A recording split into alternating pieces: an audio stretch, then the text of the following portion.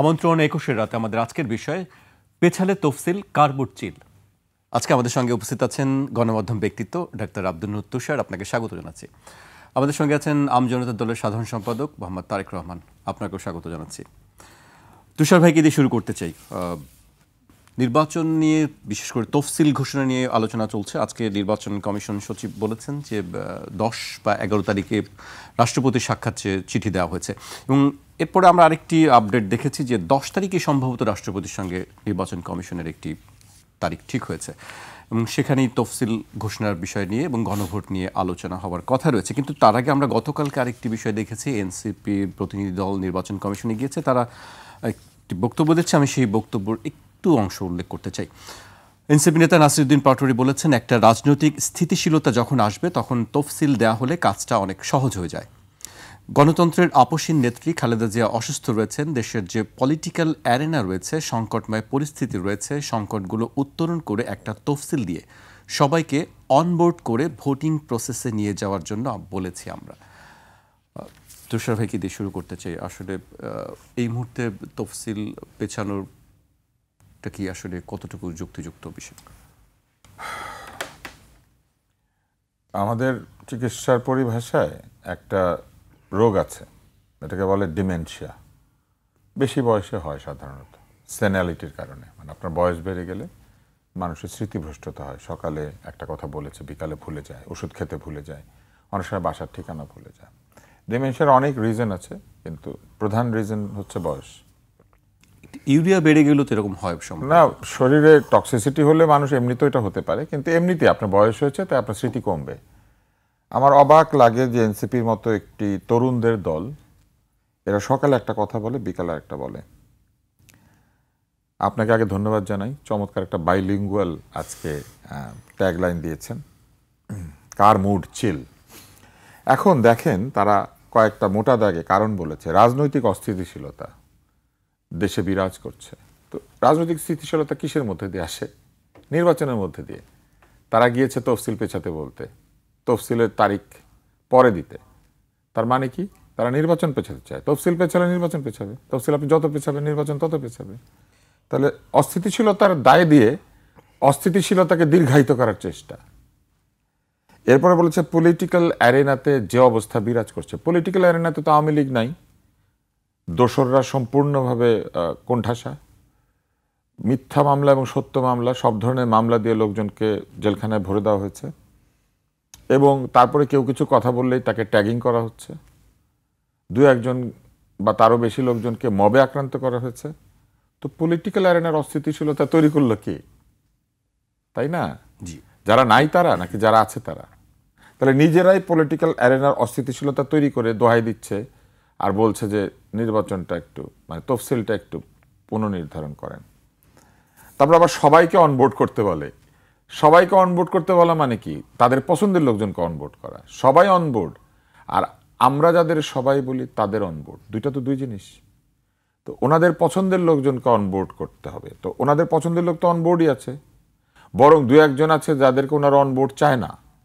যেমন জাতীয় পার্টিকে নিষিদ্ধ করতে হবে, অমুক দলকে নিষিদ্ধ করতে হবে, বাম দলকে নিষিদ্ধ করতে হবে।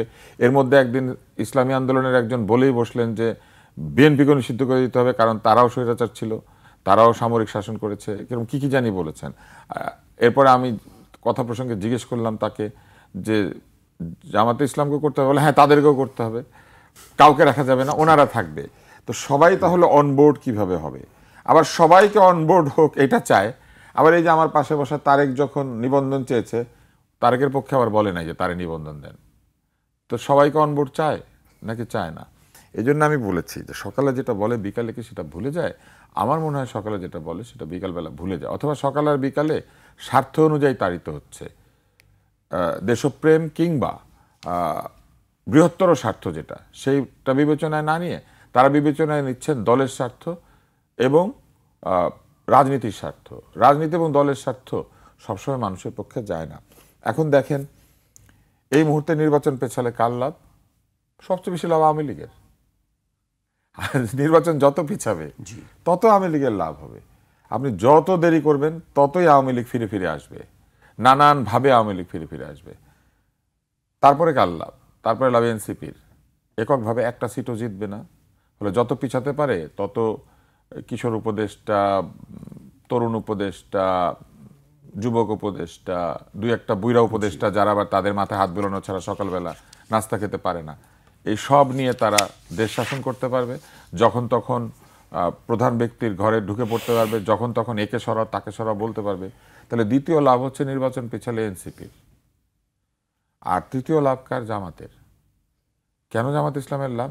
কারণ জামাত ইসলাম এমন একটা সন্ধিক্ষণে আছে, এই মুহূর্তে তারা পরিপূর্ণভাবে ক্ষমতাও যেতে পারবে না ইলেকশন করলে, আবার ক্ষমতা থেকে যেতেও তাদের ইচ্ছা করছে না।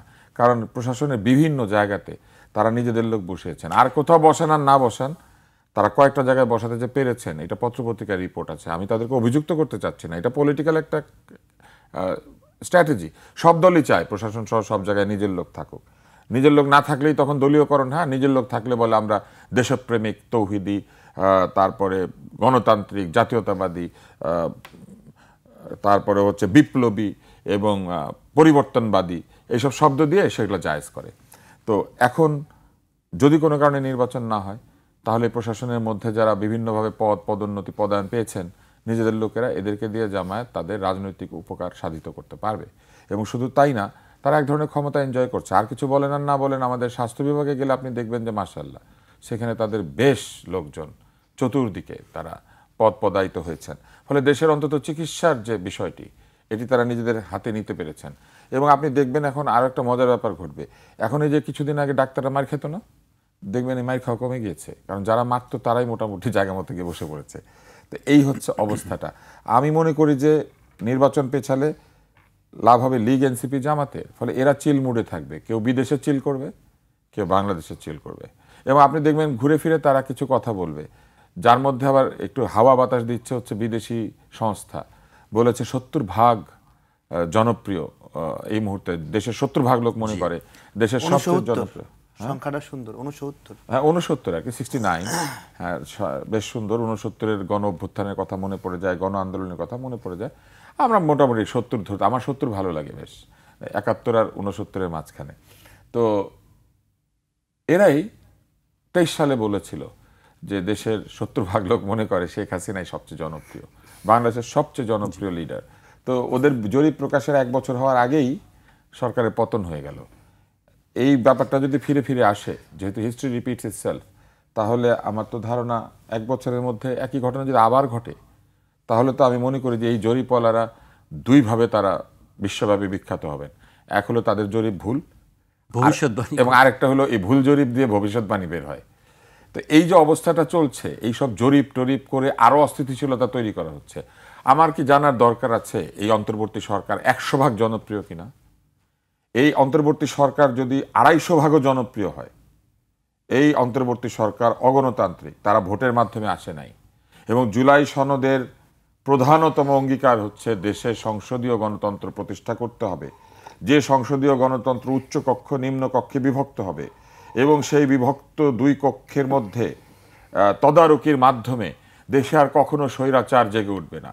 এই অগণতান্ত্রিক তত্ত্বাবধায়ক সরকার যদি 250% জনপ্রিয় হয়, তারপর এটা অগণতান্ত্রিক এবং ভোটবিহীনভাবে ক্ষমতায় থাকাই এক ধরনের স্বৈরতন্ত্র। কেননা তারা কারো কাছে জবাবদিহি করতে বাধ্য না। কথায় কথায় তারা বলেন আমরা বিপ্লব, আন্দোলন, অভ্যুত্থানের মাধ্যমে এসেছি। যদি তাই এসে থাকেন, তাহলে জুলাই সনদের জন্য গণভোট না করে নির্বাচনের মাধ্যমে জুলাই সনদের অন্তত একটি ধারা বাস্তবায়ন করুন। কারণ জুলাই সনদের মধ্যে নিরপেক্ষ, অংশগ্রহণমূলক, গণতান্ত্রিক, উদারনৈতিক একটা নির্বাচন করার কথা আছে। এটা করলেই কিন্তু জুলাই সনদের একটি ধারা বাস্তবায়িত হয়। আরো মজা আছে, এরা না নির্বাচনের আগেই গণভোট চাইছিলেন, রাস্তায় রাস্তায় তারা আন্দোলন শুরু করেছিলেন। তফসিল পিছালে গণভোট পিছাবে না, গণভোট পিছাইতে তাদের কোনো অসুবিধা নেই। এখন আছে যে তারা মানে গণভোটটাই আগে দিতে হবে, এখনো সেই কথাই। তাহলে কি 2টা তফসিল ঘোষিত হবে? দেশের এই রাজনৈতিক অস্থিতিশীলতা, পলিটিক্যাল অ্যারেনাতে যে বর্তমান অবস্থা, সবাইকে অনবোর্ড করা, এবং এটার জন্য আবার অজুহাত কি দিয়েছেন জানেন তো? একজন ব্যক্তির অসুস্থতা, যিনি আবার তাদের দলের নেতা না। উনি যে দলের নেতা, তারা নির্বাচনটা সময় মতো চায়, আর এরা গিয়ে বলছে মানে এটা হচ্ছে মায়ের চাইতে মাসির দরদ বেশি। আমি এইভাবে বলেই যেতে পারবো। তুষার ভাই, আপনার কাছে মানে let them chill, but no delay with তফসিল। জি, আপনার কাছে আবারও আসবো। আমি এই পর্যায়ে মোহাম্মদ তারেক রহমানের কাছে আসতে চাই, কিন্তু আলোচনায় যাওয়ার আগে আপনাকে একটি অগ্রিম অভিনন্দন জানাতে চাই। আপনি আপনার দল নিবন্ধন পাচ্ছে এরকম একটি খবর আমরা জেনেছি। আপনি দীর্ঘদিন অনশন করেছেন, সেই অনশনের পরে হয়তো সেই আপনার সফলতা। সেই বিষয়টি একটু বলবেন যে আসলে কেমন, আপনার প্রতিক্রিয়া কেমন লাগছে আসলে? জি, অনশনের মাধ্যমে নিবন্ধন পেয়ে যাচ্ছি, এই বিষয়টা আমাদের জন্য একটা অসম্মানজনক। আমরা অনশনের সময়ে বারবার একটা কথা বলেছি যে তারা আমাদের অফিসগুলোতে গিয়েছে, ছবি আছে, ভিডিও আছে, তারা বলছে অফিস খুঁজে পাচ্ছে না। আমরা বলছিলাম, আমাদের কথা ছিল যে এইগুলো আমরা দেখাতে চাই আপনাদেরকে, তারা দেখতে চায় না, তাদের কাছে যেতে চায় না, তাদের কাছে আমরা অ্যাক্সেস করতে পারছিলাম না। আমরা অসহায় অবস্থায় ওখানে বসে গিয়েছিলাম যে আমরা আমাদের কথাগুলো বলতে চাই, জানাতে চাই। সেই অবস্থায় যখন 134 ঘন্টা অতিবাহিত হয় তখন তারা রেসপন্স করে যে আমাদের আপিল করার সুযোগ আছে। তো এরপরে আমরা সারা দেশে আমাদের 2টা জেলা বাকি ছিল, ঘাটতি ছিল। তো আমরা 2টার পরিবর্তে 5টা জেলা তথ্য দিলাম। উপজেলাগুলো যেগুলো ঘাটতি দেখিয়েছে, যেগুলোতে আমরা তদন্ত হয়েছিল কিন্তু ভুল ইনফরমেশন দিচ্ছে, সেগুলোতে আমরা বললাম আপনারা আবার যান। তখন তারা আবার গেছে। এবার আর ছাড় দেয় নাই। ঢোকার থেকে শুরু করে গাড়ি থেকে নামছে, পাজরের গাড়ি থেকে একবার আবার পাজরের গাড়িতে ওঠা পর্যন্ত বলছি ভিডিও করবা, ঠিক আছে, কি কি বলে। তো যাক, সবগুলোতে পজিটিভ রিপোর্ট আসছে। আসার পরে আমরা জানতে পারলাম আজকে সকালে গণমাধ্যমে আসছে যে আমরা নিবন্ধন পেতে যাচ্ছি। তখন আমরা আবার যে গেলাম যে নিজ কানেই শুনতে চাই নিবন্ধন পাচ্ছি কিনা। সচিব আক্তার আহমেদ বলেছেন এটি এবং গণমাধ্যমকে আমরা বলেছেন। প্রজাপতি মার্কাটা চেয়েছি। জি, এবার আসি নির্বাচনের প্রসঙ্গে। নির্বাচন আসলে সঠিক সময়ে হবে কি হবে না, তফসিল পেছানো হবে কি হবে না, এ বিষয়ে আসলে আপনারা কি ভাবছেন আমজনতার দল? দেখুন, এনসিপি বলছে তফসিল পিছানোর কথা বেগম খালেদা জিয়াকে কেন্দ্র করে, অথচ এই এনসিপি নেতারা এক রিকশাওয়ালাকে তাদের মাঝখানে বসিয়ে কানে কানে শেখায় দেয় যে এতিমের টাকা চুরি করে যদি এমপি হতে পারে, সংসদে যেতে পারে, তাহলে রিকশাওয়ালা কেন যেতে পারবে না। এরা এই লেভেলের উদ্ভট এবং বেয়াদব। এবং তখনও বেগম জিয়া অসুস্থই ছিলেন, তখন এই কথাগুলো বলেছে। আজকে বেগম জিয়ার জন্য মায়া সৃষ্টি হয়ে এরা বলছে যে ইলেকশনের তফসিল পিছাতে হবে। তো এটাই আর কি। আপনারা দেখেছেন মনে হয় রাজশাহীতে কয়েকটা সমন্বয়ক সাংবাদিকদের বলছে যে আপনারা এখান থেকে বের হন, না হলে তালা দিয়ে দিব। পরে কি হলো, পাবলিক এবং সাংবাদিকরা মিলে এদেরকে দৌড়ানি দিল, পরে মাপও চাইলো। তো এটা হলো এনসিপির জন্য একটা মানে হলো তাদের ভবিষ্যতের একটা সিন, তাদের অবস্থা কীরকম হবে। তাদেরকে পাবলিক দৌড়াবে, ওদের এমন দৌড়াবে ওরা নিঃশ্বাস নেওয়ার সুযোগ পাবে না। হ্যাঁ, এবং এই পুরা নির্বাচনকে কেন্দ্র করে ওরা যে আচরণটা করছে যে কোনোভাবেই নির্বাচনটা হতে দেবে না, এরকম দফায় দফায়। এবং সামনে ঝুলাই দিছে সংস্কার নামের একটা মূলা, ঠিক আছে। গাধার সামনে যেরকম গাজর দিয়ে গাধারে সারা জীবন দৌড়ায় নেয় না, তো এরাও বাংলাদেশের জনগণের সামনে সংস্কার নামে মূলা ঝুলাই দিয়া এবার পাবলিক তুমি দৌড়াও, কোনোদিন এই সংস্কারকে পাইবা না। 2011 সালের 9 সালের কথা মনে আছে অবশ্যই, সেই সময় সংস্কারপন্থী এটা একটা গালিতে রূপান্তরিত হয়েছিল। এই সময় এসেও এই সংস্কারপন্থী শব্দটা গালিতে রূপান্তরিত হবে।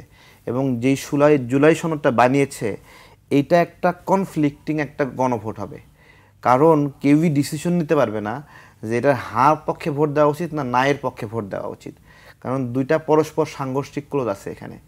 হ্যাঁ, একই সাথে আপনার হলো যেটা কিছু অংশ বিএনপি পছন্দ করে না এবং কিছু অংশ জামাত পছন্দ করে না, এরকম অবস্থা আছে।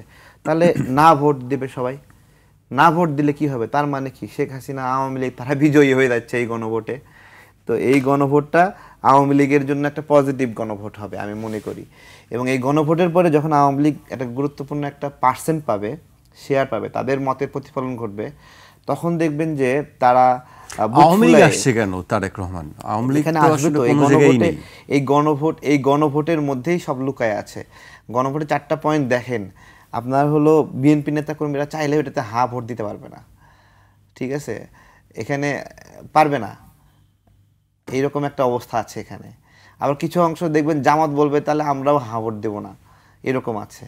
তো সবাই মিলে না ভোট দেবে, তাহলে কি হয়, আওয়ামী লীগ বিজয়ী হয়ে যাবে।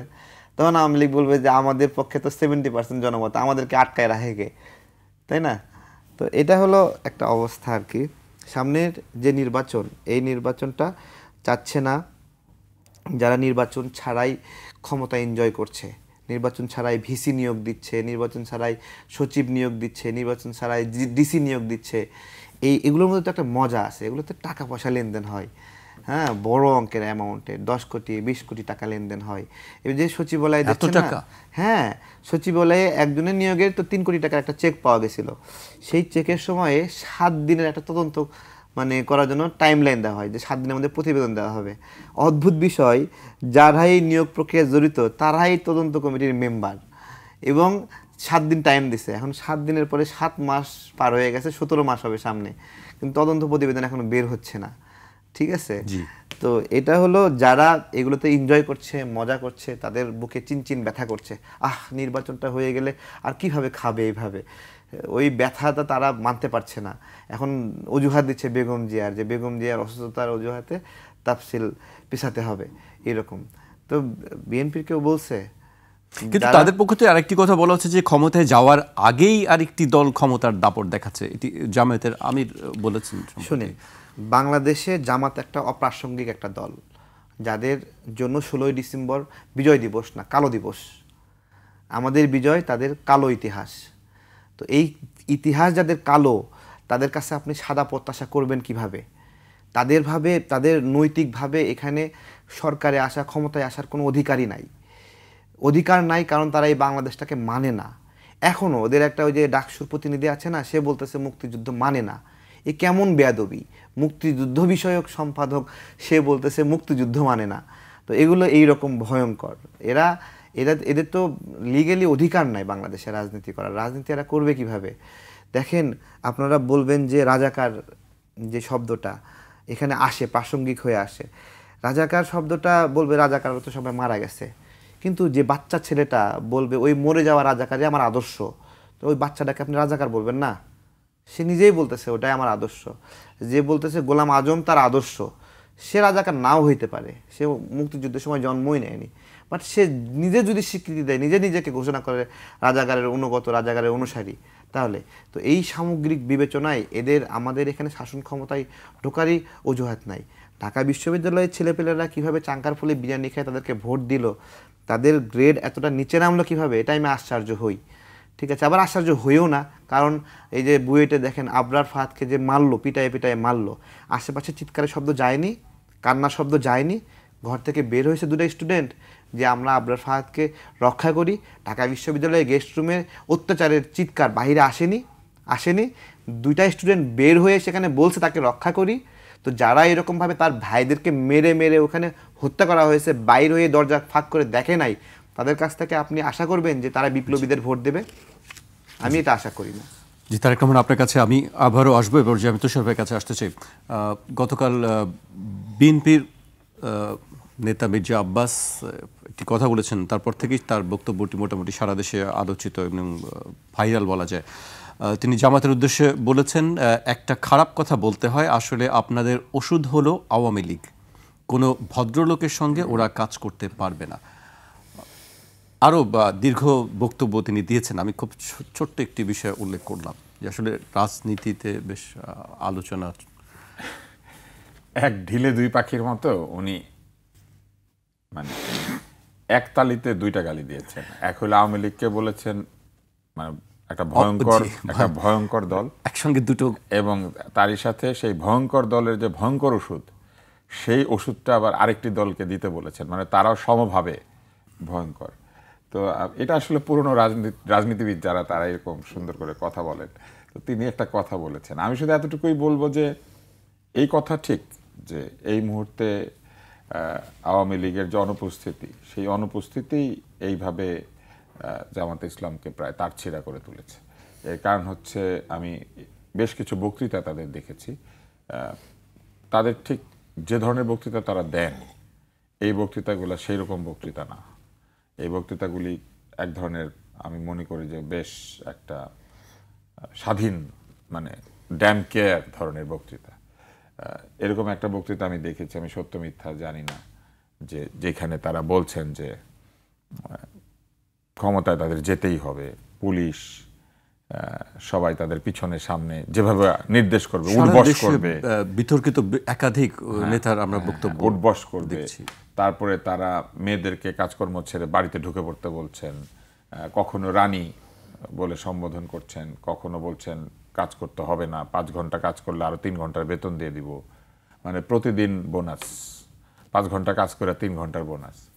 তো এই ধরনের যে পরিকল্পনাহীন কথাবার্তা, এটা তারা আগে কখনো বলতেন না। আর একটা মজার বিষয় আমি দেখেছি, যে দলের শেষে ইসলামই আছে, সেই দলে অন্য ধর্মের লোকজন বেশ নাকি ইয়েও পাচ্ছেন, বিষয়টি আমি একটু কথা বলতে চাচ্ছি, মানে নমিনেশনও পাচ্ছেন। প্রথমবারের মতো বাংলাদেশের যে একজন ভিন্ন ধর্মের মানুষকে জাতীয় নির্বাচনের প্রার্থী ঘোষণা করেছে। মানে যদি ধর্মভিত্তিক একটি রাজনৈতিক দল হয় এবং তারা যদি ধর্মভিত্তিকই হয়ে থাকেন, তাহলে সেইখানে অন্য ধর্মের মানুষের জায়গা পাওয়ার কথা না তাদের শর্ত অনুযায়ী।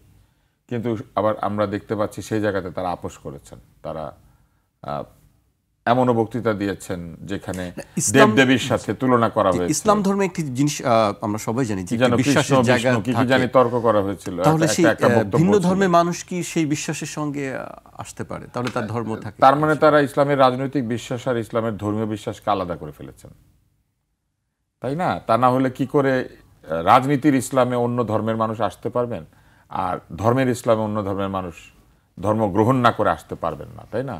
এটা একজন সাধারণ গুনাহগার মুসলিম হিসেবে, আমি একজন গুনাহগার মুসলিম হিসেবে আমার মনে এই প্রশ্নটা জাগে আর কি, যে যেখানে একজন মুসলিম পর্যন্ত একটু পান থেকে চুন খসা বক্তব্য দিলে প্রায় তার শিরচ্ছেদ হওয়ার অবস্থা হয়, সেখানে সম্পূর্ণভাবে ইসলাম ধর্মে অবিশ্বাসী তিনি কি করে একটি ইসলামী ধর্মের পতাকা নিয়ে ইলেকশন করতে পারেন?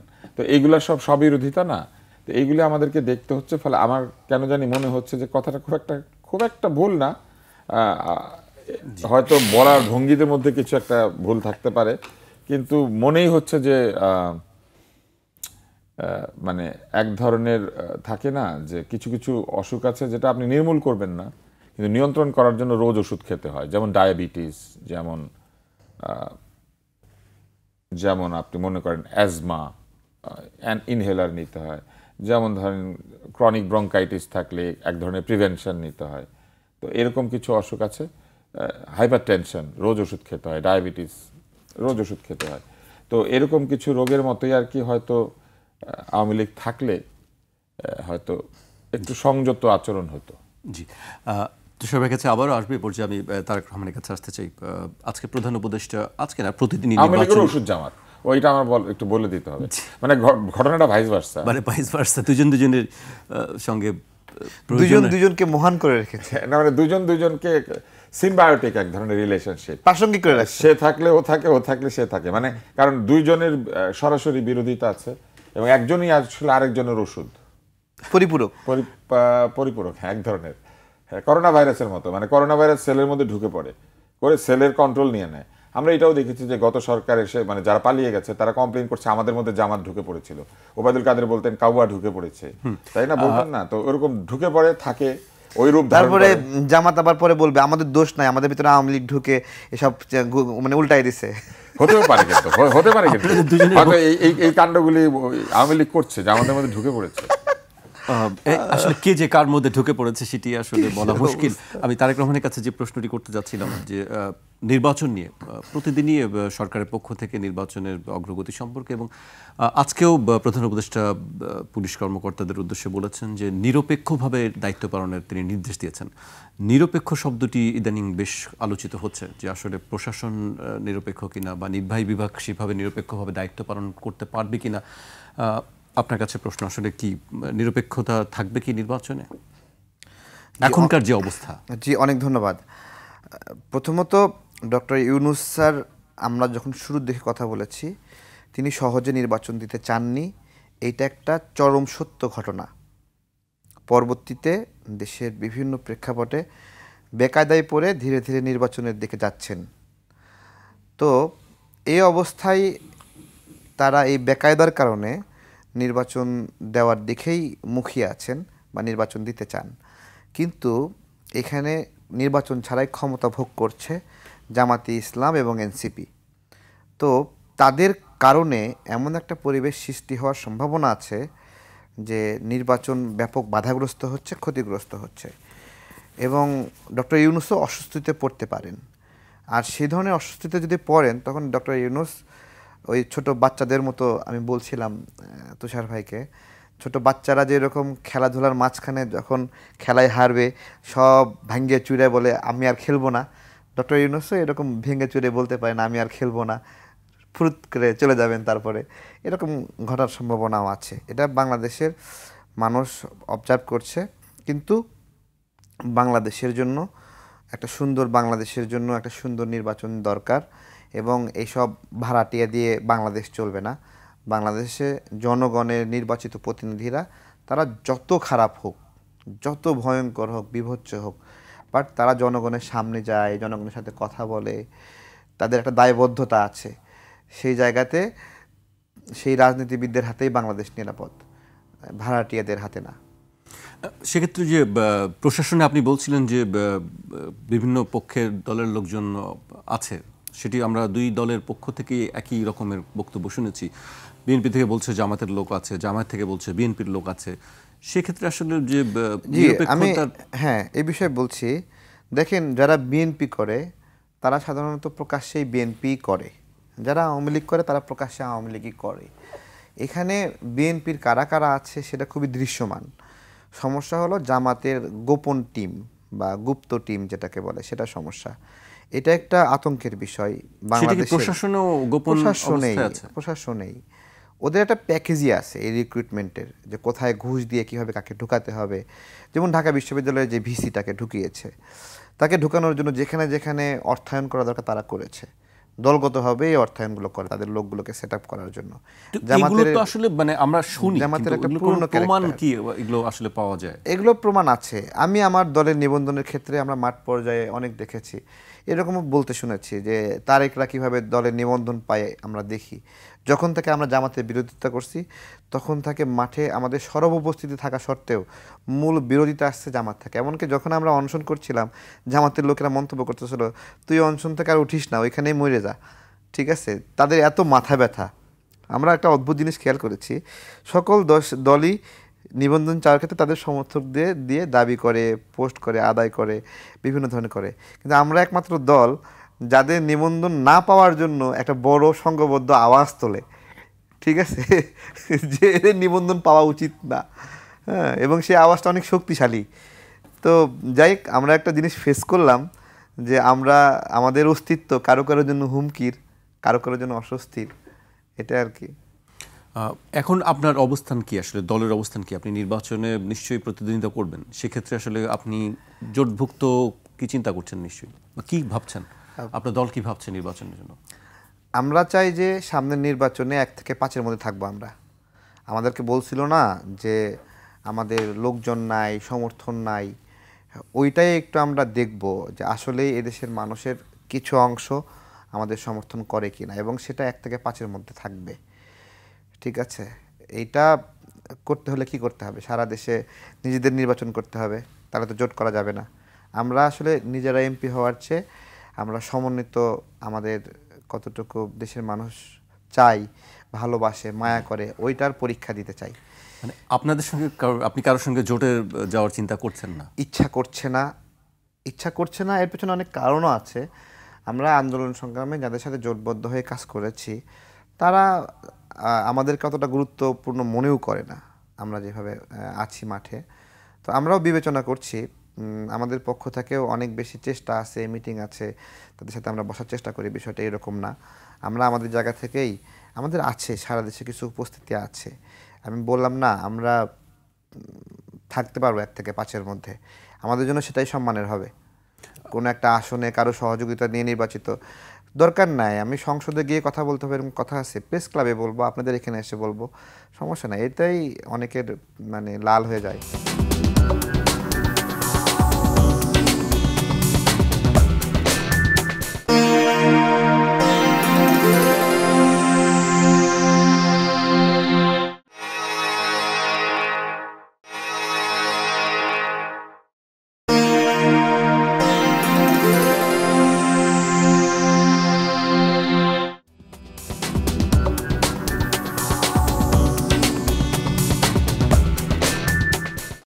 বিরতির পর আবার স্বাগত। আপনারা দেখছেন ২১ রাত।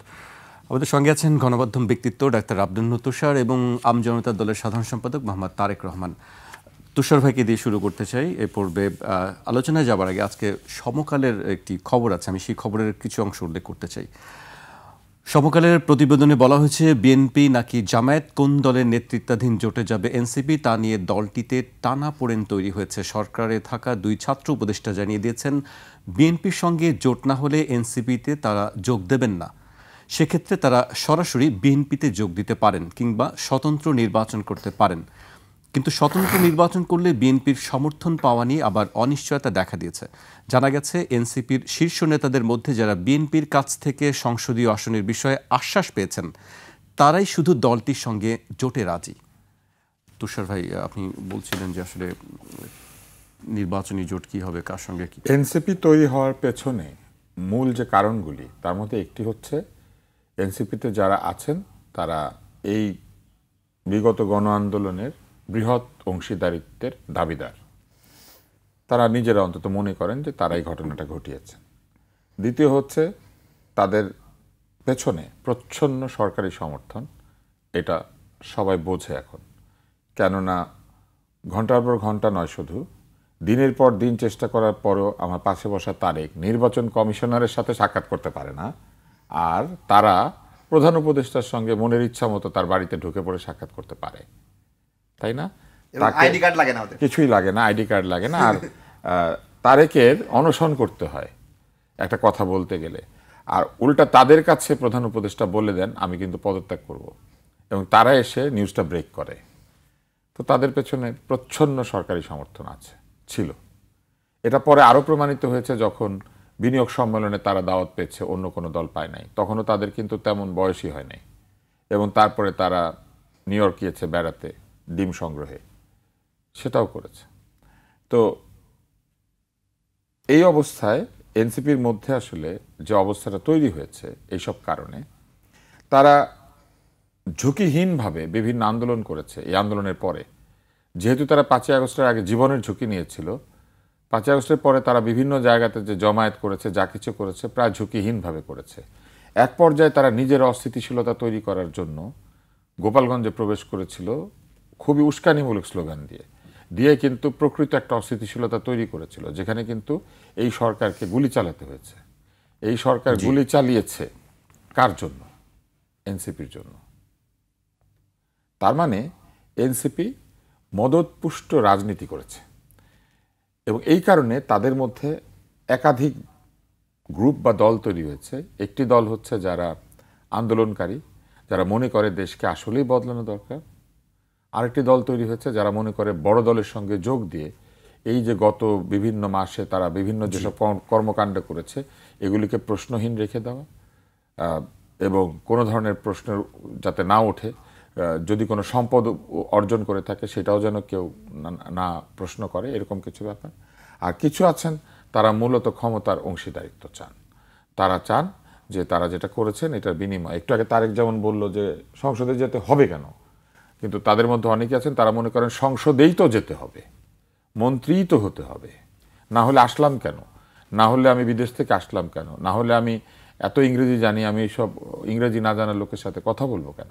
তো এখানে 3টা গ্রুপ তৈরি হচ্ছে। একটি হচ্ছে একেবারেই প্রকৃত ত্যাগী নেতাকর্মী, একটা হচ্ছে ক্ষমতার ভাগবাটোয়ারায় আগ্রহী নেতাকর্মী, আর আরেকটি দল হচ্ছে এই যে ক্ষমতাকে বিভিন্নভাবে ব্যবহার করে নানান সুবিধা অর্জন করা গেছে এইটাকে রক্ষাকারী নেতাকর্মী। তো সেই কারণে একটি দল অবশ্যই চাইবে বৃহৎ দলের দিকে যেতে, যাতে করে তাদের সিট নিশ্চিত হয়। জি। আরেকটি দল চাইবে রাজনীতি করতে যাতে তাদের দলটা স্থায়ী হয় এবং তাদের দলের যে নানান রকম সমালোচনা সেটা দূর হয়। আর আরেকটা দল চাইবে, বলবে তোমরা কি একাই আন্দোলন করেছো? আমরাও তো করেছি, তাহলে 10টা কেন, 8টা কেন, 32টা? তাহলে 32টা যে দিবে আমরা সেদিকে যাব, আমরা সবাই নির্বাচন করব। তুমি কেন একা মন্ত্রী হবে? ইংরেজি জানো তাই? তুমি কেন একা মন্ত্রী হবে? তুমি কি ফুটবল ভালো খেলো সেই জন্য? যদিও আমি একটা ভিডিও দেখেছি একটা ড্রিল করার, আমি বুঝি না। আমি একসময় ফুটবল খেলতাম আর কি ছোটবেলায়। আমার একটা বন্ধু ছিল গাজী সালাউদ্দিন, আমার আরও কয়েকটা বন্ধু ছিল দারুণ ফুটবল খেলতো, মাহবুব আলম এবং নারায়ণগঞ্জের বেশ কিছু ভালো ফুটবলার, তাদের সাথে আমরা ফুটবল খেলেছি। তো কেন যে ফুটবল খেলে এটা আমি এখনো বুঝি না, কি কারণে উপদেষ্টারা ফুটবল খেলেন। তো আপনি চিন্তা করেন, দেশ ও জাতির এত গুরুত্বপূর্ণ দায়িত্ব পালনকালীন সময় তারা ফুটবল খেলার জন্য অবসর পান। তো এই জায়গা কেউ হারাতে চায়? একটি বিষয় সবার কাছেই প্রশ্নটা, আমাদের কাছে প্রশ্নটা আসে যে দুই ছাত্র উপদেষ্টা মানে তারা এনসিপিতে কেন যোগ দিচ্ছেন না? এটা মানে এটা কি তাদের কোনো মতাদর্শ? আমি তো ব্যক্তিগতভাবে তাদের সঙ্গে পরিচিত নই, আমি দূর থেকে দেখি। আমি দু একজনকে ব্যক্তিগতভাবে চিনতাম আগে, তারা বিতর্ক করত, বিভিন্ন জায়গাতে তর্ক করতে দেখেছি, বিভিন্ন অনুষ্ঠানে দেখেছি। দু একজন ছাত্রছাত্রী হিসেবে আমি কাছে থেকে দেখেছি যে তারা বিভিন্ন ইনস্টিটিউশনে পড়তো, কিন্তু কেউ কেউ আমার সঙ্গে পুরনো সময় সম্পর্ক ছিল এরকম। কিন্তু ধরেন যে দুজন উপদেষ্টার কথা বললেন তাদের মধ্যে নাম উল্লেখ করেই বলি, মাহফুজকে আমার সবসময় মনে হচ্ছে সে একটা ব্যক্তিগত দর্শনে বিশ্বাস করে এবং তার একটা ব্যক্তিগত চিন্তা আছে। সে ঠিক জোয়ারে গা ভাসানো এনসিপি পন্থীও না এবং জোয়ারে গা ভাসানো রাজনীতিবিদও না। তার সাক্ষাৎকার আমি দেখেছি, তার লেখা পড়েছি, তার স্ট্যাটাসগুলো আমি দেখেছি। আমার সবসময় মনে হচ্ছে তার একটা ভিন্ন চিন্তা আছে। ফলে সে এনসিপিতে যোগ দিচ্ছে না এটা ঠিক, কিন্তু সে কিন্তু তার রাজনৈতিক কোনো আগ্রহ বা আকাঙ্ক্ষা সেভাবে প্রকাশ করে নাই। উপদেষ্টা হিসেবে সে খুব একটা এইরকম কোনো স্টেপ নেয় নাই যে ধরনের কথাবার্তা বললে খুব বিতর্কিত হতে হয়। আর আরেকজন উপদেষ্টার কথা যেটা আপনি বললেন, আমার কাছে মনে হয়েছে তার বয়স কম, তার অভিজ্ঞতা হয়তো কম, সেই কারণে কিছু কিছু জায়গাতে তার ওই বয়সের তারুণ্যের যে একটা প্রকাশভঙ্গি সেটা আছে। ক্ষেত্র বিশেষে হয়তো কেউ কেউ তাকে প্রভাবিত করতে পারবে, কারণ কম বয়সে মানুষ প্রভাবিত হয়, অনেক সিদ্ধান্ত নিজে নিতে পারে না। সেই কারণে আমার কাছে মনে হয়েছে যে সে বলেছে যে সে নির্বাচন করবে এবং এটাও বলেছে যে এনসিপিতে যাবে কিনা এই ব্যাপারে তো আসলে তার সিদ্ধান্ত হয় নাই, আগ্রহ প্রকাশ করে না এনসিপিতে যাওয়ার জন্য। মানুষ কিন্তু এই বিষয়গুলি নিয়ে প্রশ্ন করবে এবং সবাই যেমন বলে যে আপনি যদি রাজনীতি করেন আপনি প্রশ্নের ঊর্ধ্বে থাকতে পারবেন না, আপনি যদি রাজনীতি না করেন কিন্তু রাজনীতিতে যোগ দিতে যান এমন একটি অবস্থান থেকে যে অবস্থানে আপনি সুবিধা নিতে পারবেন, তাহলে মানুষ প্রশ্ন করবে। তো সেই কারণে এত প্রশ্ন উদিত হয়েছে। আর কিছু কিছু কাজ তো আছে, আমার কাছে মনে হয়েছে যে এইসব জায়গাতে আরেকটু হাম্বল হলে ভালো হতো। আমরা এমন একটা বয়সে পৌঁছেছি, আমি যে বয়সে আমার সন্তানের বয়সে অধিকাংশ এখন যারা রাজনীতিতে এসেছে নতুন, তো সেইখানে ধরেন আমি তো বয়সের কারণে আমি একটা কথা বলতে পারি, কিন্তু ওই একই কারণে বয়সের কারণেই অনেক কথা না বলা উচিত। আমি যেমন আপনার সিনিয়র হিসেবে আমি আপনাকে একটা বকা দিতে পারি, ধমক দিতে পারি, only by dint of seniority, আমি আপনার চেয়ে বড় সেই জন্যই। ঠিক একইভাবে আপনি ছোট, সেই জন্য আপনি আমাকে অনেক কথা বলতে পারবেন না, এটাও কিন্তু ঠিক। এই বড় ছোটর যে ব্যবধানটা, এটা আমাদের সামাজিক শুধু না, এটা আমাদের ধর্মীয়, এটা আমাদের সাংস্কৃতিক বিষয়, এটা সামাজিক বিষয়, এটা ধর্মীয় বিষয় এবং এটা আমাদের ভাষার মধ্যে আছে। আমার চেয়ে বয়সে বড় হলে আমি তাকে তুই বলি না, তুমি বলি না, আপনি বলি। সবাইকে গড়ে ইউ বলি না, সবাইকে আমরা গড়ে ইউ বলি না, তুমি বলি না। এই যে সামাজিক সাংস্কৃতিক যে জায়গাটা আছে, নতুন বন্দোবস্তের নামে আপনি তো সেটা ভেঙে দিতে পারেন না। আপনি তো চাইলেই এমন মন্তব্য, এমন কথাবার্তা বলতে পারেন না যেটা শুনলে আপনাকে বেয়াদব মনে হবে। এবং এই যে বেয়াদব এই শব্দটা কিন্তু এটা আমাদের উপমহাদেশীয় শব্দ। আপনি মজার ব্যাপার, এই শব্দটা উর্দুতে যা, হিন্দিতে যা, এটা বাংলাতেও তাই। বুঝতে পেরেছেন? মানে বেয়াদব চিনতে আপনি পাকিস্তানে গেলে যে শব্দ বললে কাজ হবে, বাংলাদেশে ওইটা বললেই হয়। কিন্তু বুঝছেন, উপমহাদেশীয় শব্দ। কিন্তু দেখেন, আমি এটা টেনে আনি, এই ঘটনাটা 21 টিভিতেই হয়েছিল। হাঁটুর বয়স, আমাকে ইদানিং প্রায় এটা শুনতে হচ্ছে। 21 টিভিতে ওসমান হাদি আমাকে বলল যে আমি তো আপনার হাঁটুর বয়স, আমি তাই আপনাকে অনেক কিছু বলবো না। কি সুন্দর আদব, যেটা আমি আপনাকে বললাম, ছোট বলে সে বলল।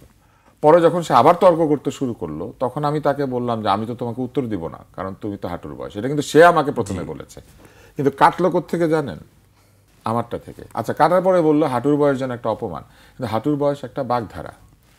তো পরে আমি কি করব, আমি পরে খুঁজতে শুরু করলাম যে এই বাগধারা কি অন্য কোনো ভাষায় আছে? নাই, মানে বাংলাতে এবং হিন্দিতে এটা নাই, উর্দুতে আছে। এটাকে কি বলে জানেন? না পাখতা উমর, মানে তোমার বয়স হয়েছে, তুমি পাকো নাই। তো এই নাপাখতা উমর বললে অনেকে এখন বুঝে, হাঁটুর বয়স বললে বুঝে না, কারণ হাঁটুর বয়স তো বাংলা। এই জন্য আমি এই কথাটা বললাম আপনাকে যে বেয়াদব, এইটা হিন্দিতে যা, উর্দুতে যা, বাংলাতেও তাই। তো এই যে বেয়াদব হয়ে যাওয়াটা, এটা ঠিক না, এটা ভুল। এবং সেই ভুলগুলি আমরা বিভিন্ন জায়গা থেকে লক্ষ্য করেছি। এই বেয়াদবি যারা করেছেন, আই এম নট সেইং যে তারা উপদেষ্টারা করেন নাই, কিন্তু যখন তারা পুরো তরুণ সমাজের প্রতিনিধিত্ব করবেন, তখন তরুণ সমাজ বেয়াদব হয়ে উঠলে তখন বেয়াদবির দায় তাদেরকে নিতে হবে। এখন এই যে যারা উপদেষ্টা, তারা ওইখানে তরুণদের প্রতিনিধি হিসেবে গিয়েছিলেন, কোনো দলের প্রতিনিধি হিসেবে যান নাই। তখন কিন্তু এনসিপি ছিল না, তাহলে তারা তো এনসিপির হয়ে ওখানে যান নাই, তাই না? ফলে লজিক্যালি তারা ঠিক আছেন, তারা কেন এনসিপিতে যোগ দিবেন? কিন্তু যখন নাহিদ বের হয়ে এনসিপি করলো, তখন সবাই অটোমেটিক্যালি ধরে নিল যে তাহলে বাকি দুইজনও তো এনসিপিতেই যাবে। কিন্তু আমি মনে করি যে মাহফুজ কখনো এটা বলে নাই, আগেও বলে নাই, পরেও বলে নাই। এমনকি সে যে সক্রিয় রাজনীতি করবে এটাও সে ওইভাবে ঘোষণা দেয় নাই। কিন্তু অন্যজন, তার যে কোনো কারণেই হোক, উনি বলে ফেলেছেন যে উনি নির্বাচন করবেন, এবং তার আগে উনি ওনার পদ কাজে লাগিয়ে বিভিন্ন এলাকাতে বরাদ্দ দিয়েছেন, যে বরাদ্দ নিয়ে প্রশ্ন উঠেছে। এবং এইসব প্রশ্ন থেকে উদ্ধার পেতে গেলে তাকে বিএনপিতেই যেতে হবে, কারণ এনসিপি কোনোভাবেই অন্যের ঘাড়ে না চললে ক্ষমতায় যেতে পারবে না। তুষার ভাইয়ের কাছে আবারও আসবো। আমি পর্যায়ে তারেক রহমানের কাছে আসতে চাই। কালো টাকার বেশি শক্তি, এইসব শব্দ আমরা প্রতি নির্বাচনের আগেই শুনি। আগামী নির্বাচনে কি এগুলোর প্রভাব মুক্তভাবে নির্বাচন হবে বলে আপনি আশা করেন?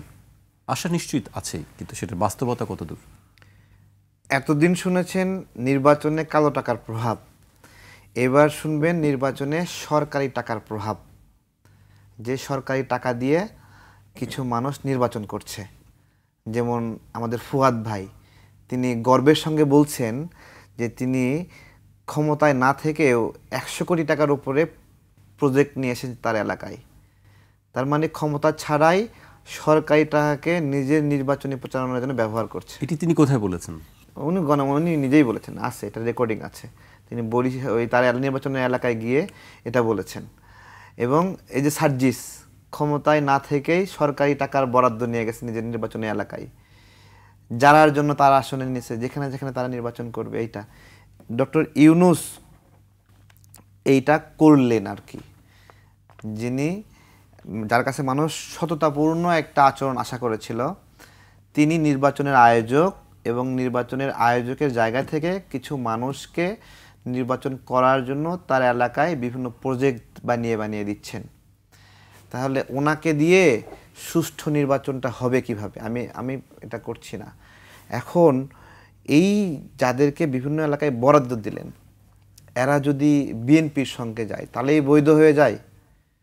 এখন আমরা বলছি যে উপদেষ্টারা নির্বাচন করতে পারবে না, পারা উচিত না, কিন্তু এটা যদি বিএনপির সঙ্গে যায় তাহলে এটা বৈধ হয়ে যাবে।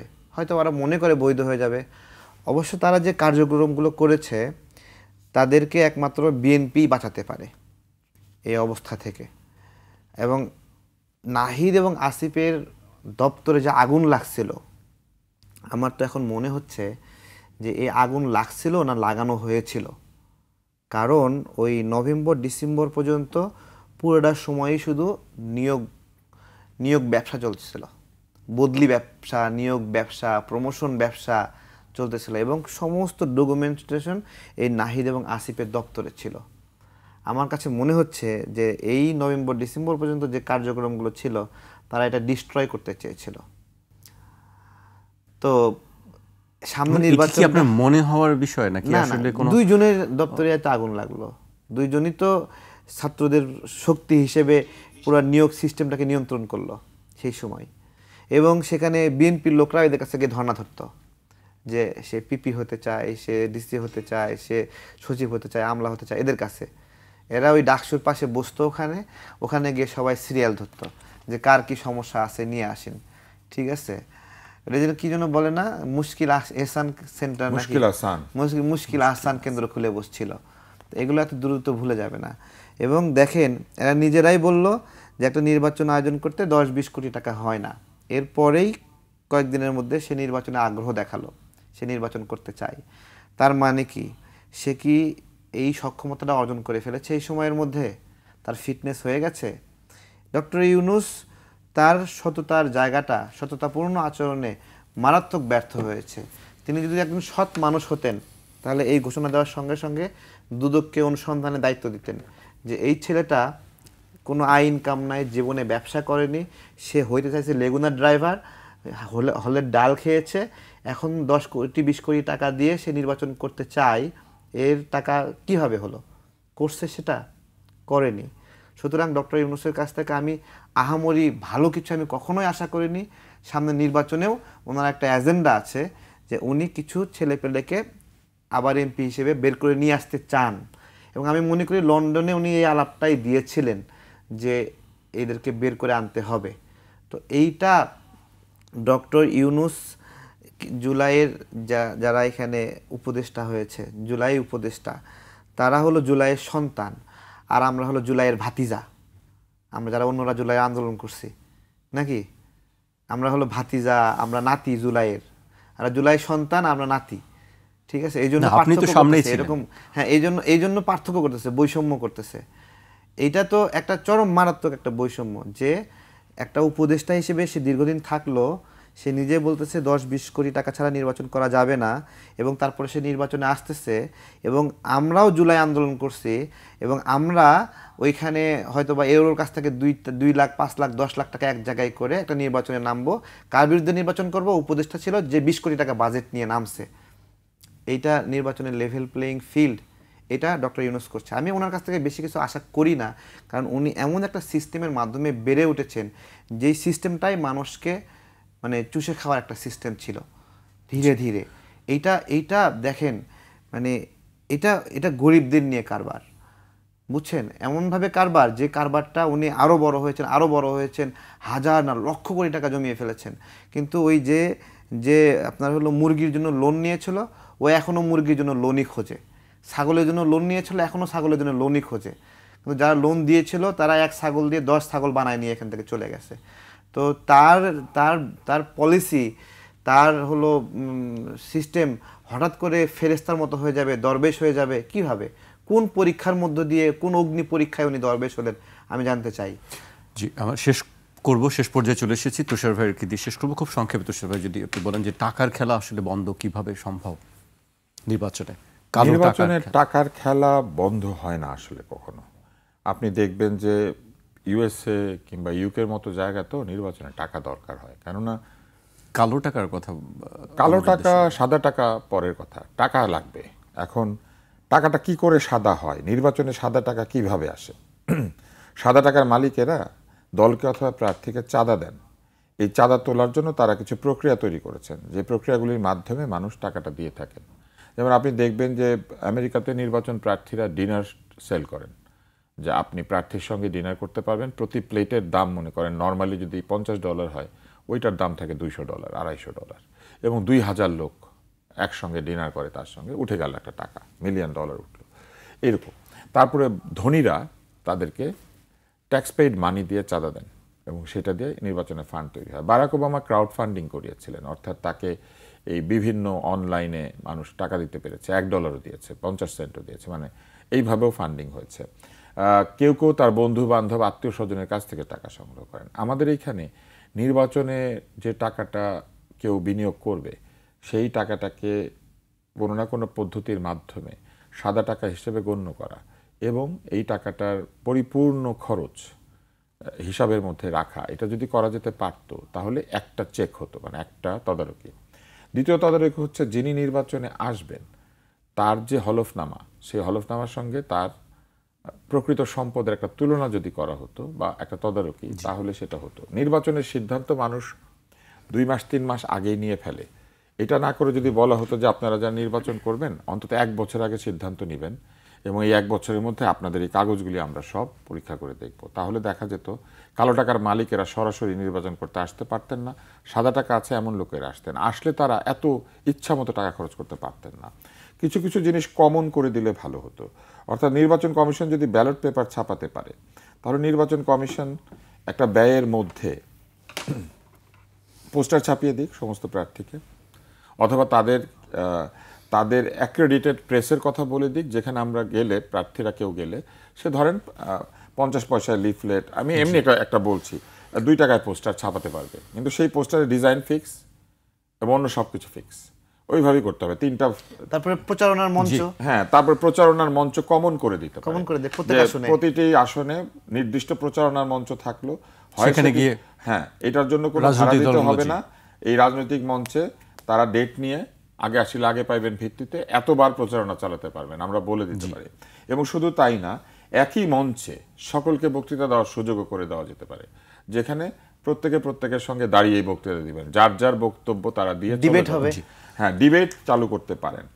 গণমাধ্যম এত রয়েছে, এই গণমাধ্যমগুলিকে একটা নির্দিষ্ট অঙ্কের টাকা দিয়ে তারা বলে দিতে পারেন যে 300 প্রার্থীকে গণমাধ্যমে 10 মিনিটের একটি বক্তৃতা প্রচার করার সময় সরকারি কিনে দিতে পারেন, এবং তারপরে বলে দিতে পারেন যে যদি এরপরও আপনারা উল্টাপাল্টা টাকা খরচ করেছেন প্রমাণিত হয়, প্রার্থিতা বাতিল হবে, কারাদণ্ড হবে, নির্বাচনকে আপনি বাধাগ্রস্ত করেছেন এবং দুর্নীতিগ্রস্ত করেছেন, সেই জন্য আপনার নির্বাচনী আইন অনুযায়ী সাজা হবে। এটাও করা যেতে পারত। আর তার চেয়ে বড় কথা কি জানেন, যারা নির্বাচন আয়োজন করেন তাদের নিজেদের সততাও পরীক্ষা করা দরকার।